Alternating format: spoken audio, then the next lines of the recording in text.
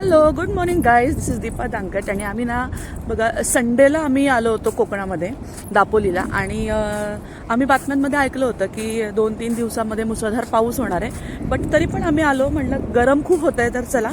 आणि संडेचा दिवस आम्ही पूर्ण एन्जॉय केला. खूप साऱ्या बीचेसवरती आम्ही फिरलो इथल्या आजूबाजूच्या आणि मस्त दिवस गेला. आणि संडेच्याच दिवशी रात्री इतक्या विजा चमकायला लागल्या आणि आम्ही जिकडे राहिलो आहे तिकडे समोर ही बघा माझ्या मागे जी नारळाची झाडं दिसतात तिथे ते जे दिसते प्रॉपर्टी ते होमस्टे आहे, तिथे आम्ही राहिलो आहे. आणि ना तिथे आम्ही रात्रीचं म्हणजे तरी जागच होतो, आता सगळेजण एन्जॉय करत होतो.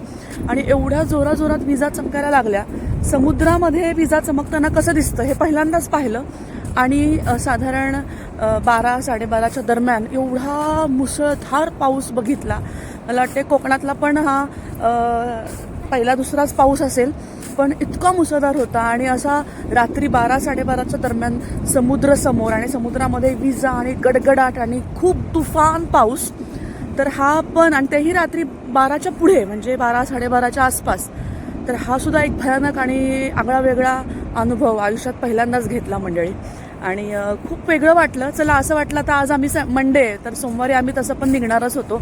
तर रात्री पाऊस पडला तर आम्हाला असं वाटलं की चला बरं झालं, हा पण एक अनुभव आपण घेतला. कारण आज तर काय आम्ही जाणार नव्हतो पाण्यामध्ये.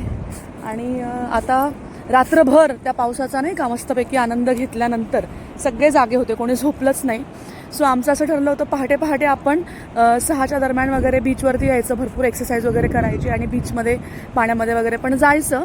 बट रात्री पाऊस पडल्यामुळे हा प्लॅन तर ऑब्व्हियसली कॅन्सलच होणार होता.